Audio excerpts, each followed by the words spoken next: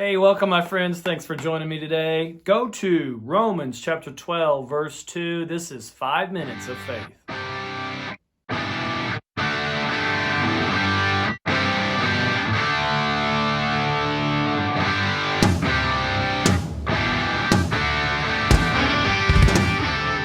All right, here we go. Romans chapter 12, verse 2. I want to talk to you about seeking God in such an intimate way that He's now changing everything about you, changing your words, changing your action. But really the first place to start is changing your mind, changing your thoughts. You know, one of the things that we need to understand is He lives on the inside of me. And if that's the case, then my thoughts ought to become more and more conformed to His thoughts. The more I lean on Him, the more I'm looking and searching and finding Him in that hidden place, finding God in that place where I am so much more aware of Him than I am even of myself, that my thoughts will begin to reflect that. Now, if we start leaning towards the flesh and leaning towards the world and leaning towards carnality, then your mind and your thoughts will lean that way as well, and that's what your thoughts will be. So if you feel like you're overtaken by negative thoughts, overtaken by thoughts of grief or thoughts of hopelessness or despair or thoughts of anger, then you need to ask yourself, what is it you're seeking in life? What is it that you're leaning on? Because here's what he says in Romans chapter 12, verse 2. Do not be conformed to this world, but be transformed by the renewing of your mind, that you may prove what is that good and acceptable and perfect will of God. If you want change, and I know I do, I need change every day. We're going to be the rest of our life on this earth in the process of change, allowing God to change us. We need to understand it's going to start with the renewing of our minds. Stop thinking the old way and start thinking the new way. Go to Ephesians chapter 4, verse 22. This old way I'm talking about is what Paul addresses here, that you put off concerning your former conduct, the old man, which grows corrupt according to the deceitful lusts, and be renewed in the spirit of your mind. Now, it's interesting that he calls it the spirit of your mind. I think he's talking about the very core and essence of your thinking needs to be renewed.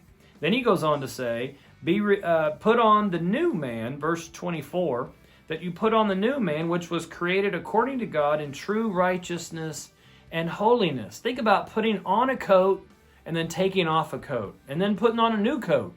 And this is the same application. It is our will, our choice to put off the old man. The old man was crucified with Christ. It's supposed to be dead and buried and gone. Unfortunately, too often, I know I do, put on that old man, and I'm walking now in my old nature. I'm saying things that I would say, not what Christ would say.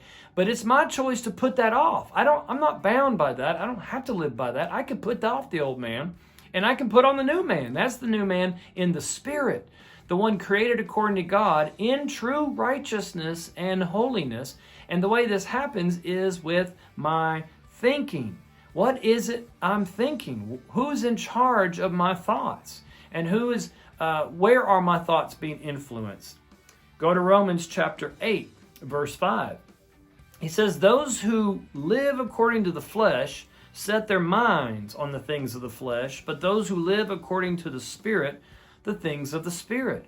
It says, for to be carnally minded is death, but to be spiritually minded is life and peace. If you want to find this new life in Christ, this life where God is living on the inside of you, and that you become so much more aware of Him than even your own self, that you're hearing His voice, you're being led by the Spirit, God is using you, God is working miracles and power through you, it's going to start, he says here, when you set your mind on the things of the Spirit and not the things of the flesh. Let your mind be led by the Spirit, by this new man. Your new spirit man, your born-again spirit, is one spirit with the Lord. You are joined together with, think about that, you're joined together with the God of all creation. He's living on the inside of you. Surrender your thoughts to Him. Start learning His ways and learning His thoughts, and let your thoughts now be conformed to that. And you will find life and peace. I hope this has been an encouragement and a strength for you.